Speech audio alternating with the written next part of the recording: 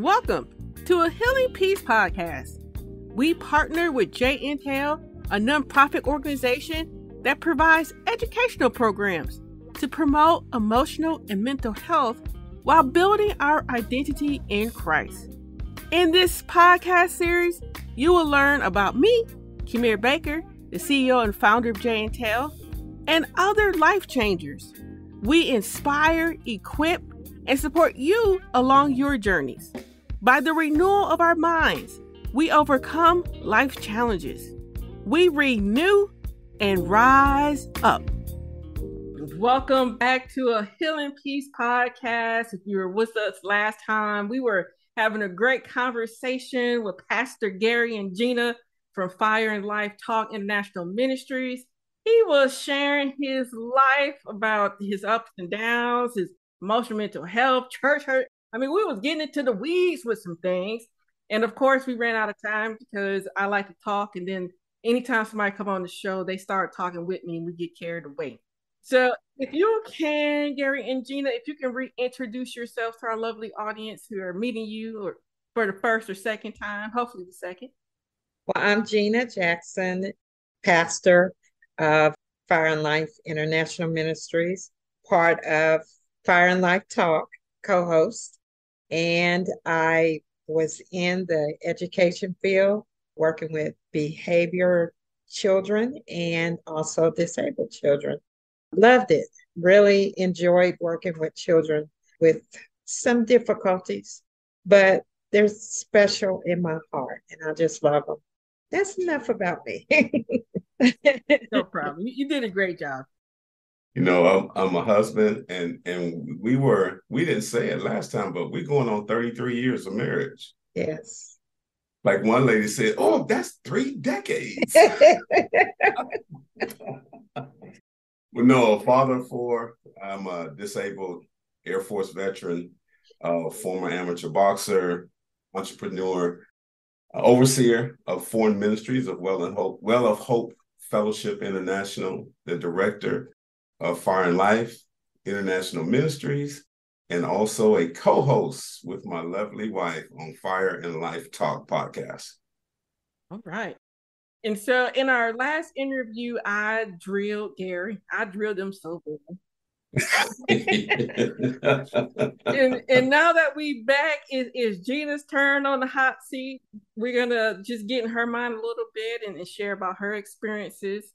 So thank you for being patient, letting your man talk for so long. She did. Yes, it went by so fast, though. It did. And so, Miss Gina, one of the things that Gary talked about was the length of his journey, the ups and downs, the roller coasters. And with you guys, like you said, 33 years of marriage. How were you along this journey with him? And did you notice things? Because I would assume there'd be some times where things was going great, and then there were some times that things just kind of fell apart.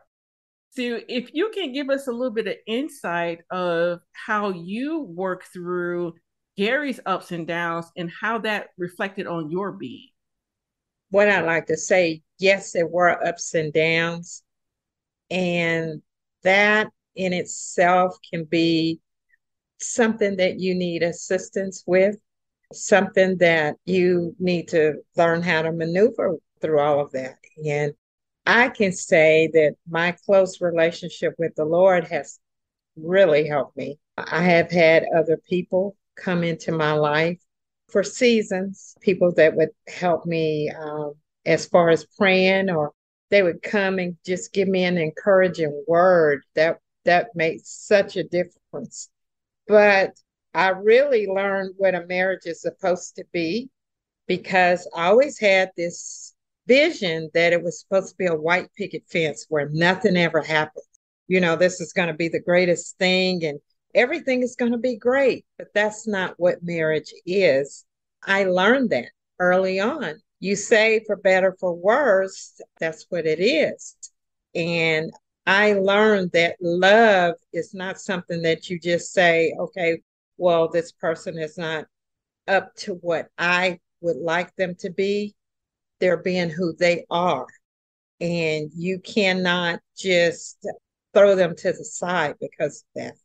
there were times that I would be just overly frustrated with the situations because it is a journey. It is something that you need God's grace for, something that you need to change mindsets, because a lot of times if you have that white picket fence in your mindset, you'll just let it go. You'll just say, I don't want this. I don't have to put up with this. I'll just leave and it'll be okay. But that is not what God has called us to be. That's not what he called marriage to be. He called marriage to be a unit of one. And so when you're walking through that journey, when you see that a person is down, you pick them up. You try to pick them up. You try to encourage them. I can say this, in this journey of ups and downs, we had times of laughter. We have times where we may have taken a trip, or it wasn't always so bad, because I think the main thing is our mindsets were changed. And I know you had talked about that, how your mind has to be changed to see a different way. Like, this is not the end. I can have hope in that things are going to change, and they can change. It's a matter of changing your mindset. And so that was how the journey was. I'm not going to say I was always at that mindset, but I can say that I felt like I had a lonely walk a lot of times. I mean, this is not a popular thing. A lot of people don't put up with anything. They just go on. I don't think quitting was in my DNA. So I felt like I could have quit, but all the time I would have that mindset. No, things can change. You got to keep on. You have to keep encouraging. You have to keep walking this out. This is the father of your children. A lot of times we think, okay, the children are going to be okay, but that part of the unit is so important. My husband didn't have his father in his life, but I can tell you so many times my husband was a father to the kids, and that meant so much to me. Being there for them, to talk to them, to pick them up from school, just being a part of their lives, and that makes a big difference. And there's so much you just shared. So I'm going to try to pull some of the things apart. Our 501c3 nonprofit organization, Intel, and A Healing Peace are looking for community partners to support our mission. We are bridging the gap between faith-based and therapeutic resources. Consider partnering with us. Go to jintel.org/donate and contribute. By contributing in this manner, you ensure that we continue to spread this inspiring and encouraging message. So there are certain things I'm going to go back and kind of pull from. And one of the things that I was curious about, because you made this statement, at times you felt alone. So what would you do to get yourself back to a place where you could actually be supportive to him? Because that's a lot to carry. And then having the children as well. So was there a period in your life where you were like, okay, these are the things that I know that I need so that I can continue in this journey? And if so, can you walk us through some of that process? I know that sometimes I would go to other people, but I learned that they didn't understand, I guess, the journey that I was going to take. And so a lot of times people would just say, what are you doing? You should give up. But I just didn't. I just knew in my heart. And I honestly believe that God placed that in my heart to not give up, to continue to go, to continue to have faith. When those things happen, where I couldn't trust anybody, or talk to them about this because they felt like I was crazy or didn't know what I was doing. But I would go to God. I would actually read the word and I would hear from God. And I got to a point where I just would not go to anybody. I would just spend my time with God. And I know that some people would say, okay, well, how do you do that? I just immersed myself in his word and I was able to maneuver the way I needed to maneuver. My mindset started to change because I'm a product of divorce. My parents were divorced. So all I knew was divorce. But my mindset changed because I knew that I had hope in a marriage that could be successful because God says that it could be. I learned that by reading the word of God, knowing it's not so much about what his word says, it's about his promise to me. He promised to me that my life would be good. He promised to me that I shall have a life of eternity, that I'll have a life that will flourish, that I will have a life of healing. And so there were sometimes I would be angry or I would be upset, but God would always redeem me through his word.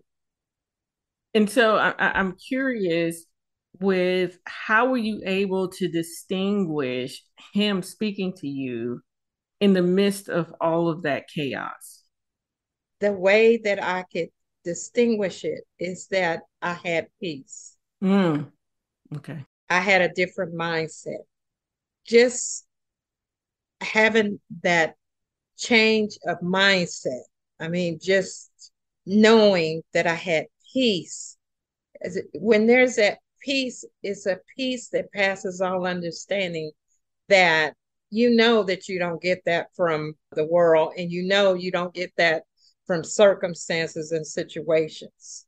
So that's how I knew that it was him with me always. Yeah, and I asked that question because what you shared is not uncommon from the perspective of a woman in a household who has all of these external circumstances that's creating this burden, this pressure. And I've heard numerously, just even from the work that I do, just the challenges to connect and get the support that you need. And so I'm a big proponent of keep seeking, keep going, and allowing God to work when you least expect it. But what you shared is too very common, which is, okay, God, I've done these things, but I'm not getting the support that I need so that my spirit is being edified. And so I'm grateful for you, I think, talking about this, sharing this piece, because at the end of the day, it's what God can pour into you. It's what God can fulfill in you. And so one of the things that I'm curious about as well, again, because we talked about a little bit the roller coaster a little bit, was there a point where you could identify certain patterns or behaviors with Gary when he was fluctuating, that you began to put things into practice so you knew how to handle, okay, what's going to come next? Did you ever get to that point? And if so, can you describe some of those things that was actually very helpful for your spirit and your family? I knew that there were some times that I just could not depend on him to be there for me. You know, I knew that. But it would be something like, I don't know how to explain it, because there would be like grace where I could just handle it. I would just handle what I needed to do. And there was times when, after I gone over those many times, if I had to do it myself, he would come along and he would help me, because it, like say it was a journey. It wasn't always the fact that he wasn't always not there. It was just sometimes. It wasn't all the time. And when he was in that place where he could be there for me, he was there. And I could appreciate that. And I can always know that he had my back and he was there. And I think that's why we're so connected and close, because he would come in there at the right time when I needed him. It was about the time that I was just about, that was it. But he would come in and lift me up and encourage me and say the right things, give me a scripture or smile or just that right time. And again, one of the things that was clear in Gary's journey is at that right time, like God would intervene and provide the support and care to mend your spirit so you can keep on that journey. And in what you've expressed is very clear that he was doing the same with you, that when you was like, I can't take care of God, and giving you a reminder of why you're together, a reminder of what that future does look like. And so I'm grateful to hear those little kisses along the journey that God has provided and continues to provide in your life. Are you ready to shed relationship baggage? Want to feel empowered to create the lifestyle you want? Join us for our Living Free to Be Me program. Our program offers a holistic curriculum with interactive resources to help you experience freedom, heal your heart, and receive closure from past hurts. We have a new guided 7-week session opening up.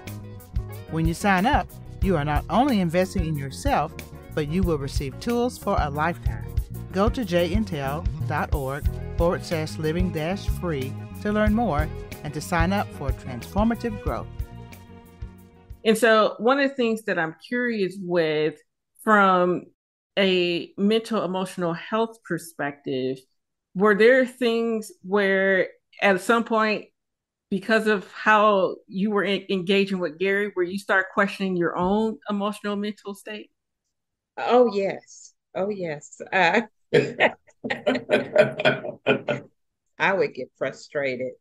And I don't know if this has something to do with it, but I'm the oldest grandchild. I'm the oldest of my family. And so I always had this something in me that I had to be responsible. I'm the responsible person, you know. And so I feel like a lot of times it can go overboard with me. I can be responsible. But after a while, it wears down where I can't be responsible. And I realize that I can't be that super. I need help. And so I have to realize that I need help. And so I have to realize that I need to talk to other people and ask for that help. And so there has been a few people that I could talk to, give me some encouragement, or say something that will uplift me and get me to laugh. And that helps. Yeah, because that was one of the questions I was going to ask was, hey, I can't fix everything. That's right. Yeah. I can't have any more weight on me. Right. Yeah. And as you were stating that, one of the things that came to my mind was it actually requires humility. Yes. And then in that humble state, that's when God provides the strength that you need to get to that next part of the journey. So I do appreciate you being able to articulate that for us. And so in your journey with Gary and in your marriage, one of the things that I'm curious about is, like you spoke about not giving up and that being part of your nature. But what was it for yourself that was like, in all the things that we went through, this was worth it? In terms of maybe it could be now in terms of the ministry work that you were doing. but what was something that would anchor you back into that place of peace that God was providing? Well, I know with me, the kids, just looking back at the kids, wonderful kids, that makes me not want to give up. You know, it makes me think about their lives and their children. The unit that we have is going to be miraculous for our children. They won't have to see a breakup. They'll know that they can go through the process of having a family and keeping the family together. Within that part of hope that your children provided, was there anything else that you learned where you were like, okay, from a self-care perspective, like were there, after a while, what were things that you put into place to make sure that you were being taken care of? And are you still able to do it now in the midst of working in ministry? Because usually that's a lot of pressure to be the Yes, pastor wife. yes, it is. But I can think back. I just went, we had women's conferences that I went to, just being out with family. Sometimes I'm out with the ladies, things like that. That makes a difference. And I know that that's part of my ministry to help other women because, like Pastor Gary said earlier, we don't want to do things that were done to us that gave us hurt, pain. And I had a lot of hurt, pain because, and it's understandable as far as someone would tell you, just give up and just turn your back. And I think about the love component when God tells us to love and tell us to give. And I hear a person saying that, don't do that. And so that's a hurt and pain that I went through because I didn't know I needed somebody to help me make some decisions. And sometimes they're hard decisions, but I need somebody to tell me to make those decisions, but in a loving way and in a caring way, and to show me how to do that.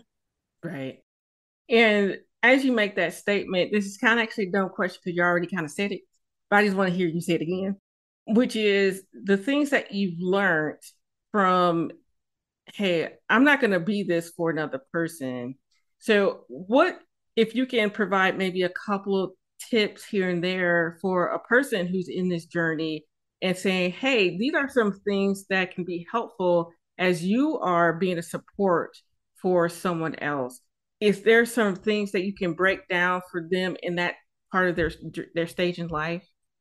The first thing I would do is be a support, be there, call, talk to them, see where they're at, give them an encouraging word, help them walk through the journey, which is important.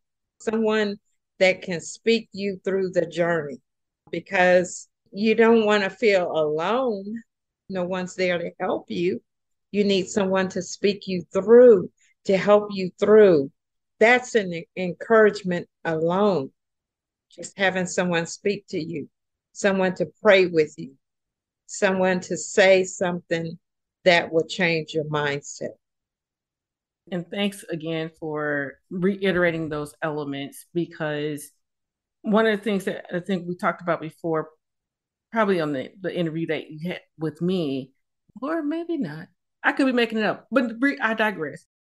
Even though people can be challenging, and even though not all of them are equipped to meet our needs at that appropriate time, God still calls us to be in community. He still calls us to be in relationships. And there's so much to gain when we continue to pursue healthy relationships, healthy friendships. Because one of the things that you stated a while ago, which was, I can't do all of this alone. I need help at some point. So I appreciate you being vulnerable enough to share those elements. And you kind of both already done it, but let's do it again. talk about, in the midst of all of things that you've been through, what were some of those elements in your marriage where you said, okay, my marriage has been enriched by these experiences? And I say that because sometimes we can, as we talked about the mindset, we can always focus on the negative, which keeps us in the poor position. So what are some of those positive things that kept your marriage strong and got you to 33 years? Well, I can say the closeness, when someone is down, the other one is up. And when someone else is down, the other one is up. And that strength helps because we're different and we need to help each other out. So I think that has really helped our marriage. And what about you, Pastor Gary? I said woof because I just did a whole new milestone of being able to sit here and not say anything. That was challenging. That was challenging. I'm so glad you called on me. No, I think the bottom line is love. When you spend so much time with a person, we can look at each other and communicate. And we tend to lean on the other one, and the other person, one of us will step up. But there's also been times when we haven't been able to step up together, but we have to trust God together because neither one of us knows everything. I can attest that when I was going through, she didn't know what to do. I didn't know what to do, but we still held hands and we kept hope and say, somehow we're going to come out of this from the promises that was on our lives. I think it's like Pastor Gina said, it's a mindset. You make up your mind to stay. If we're not abusing each other physically and mentally, emotionally, then you make up your mind to stay. And if those things is happening, encourage the other one to get help. If you got a toxic relationship, get some help and get that toxicity out of there. Because we was one that's always strive for love. And the three things, the love, the peace of God, and the joy of the Lord. And I feel like that's the drop the mic statement to wrap up our conversation for today. Well, I'm not going to add to that, Pastor Gary. Thank you for all that you shared, and Gina as well. And before we close out today, how can people get in contact with you? How do they get to learn more about you? Please tell us. The easiest way is our website. It's www.fireandlife.org. That's fireandlife.org. And we also have a podcast every Thursday at 11 o'clock Central Time. Fire and Life Talk can be found on the YouTube channel, all your social media channels, also E360 TV, but we leave in there. So don't forget to subscribe, to like, to comment, and share. Well, that's great. So fireandlifetalk.org. Yeah, fireandlife.org. That's our website. Yeah, and the podcast name is Fire and Life Talk. Fire and Life Talk. Okay. Yeah, but if you go to the website, our phone number, email addresses to contact us, everything is there. You'll see a lot about the missions and outreach work that we do. Yeah, everything's there. Yeah, because we didn't even touch the surface of your ministry work. As I say that, it's an indication that I guess you guys are probably coming back to. See, I was going to invite myself again, but there you go. I'll let you do it this time. And so within that, you guys, you know how we do next week. We're going to have our tools and tips where it's going to be hard because they both share such great information, but just being able to put some of the things that they shared into little tidbits that you can take away and put into your everyday life. So come back next week to hear those tools and tips. In the meantime, have a great week. And thank you guys again for being on our show. All right. Thank you, Kamira. We appreciate it.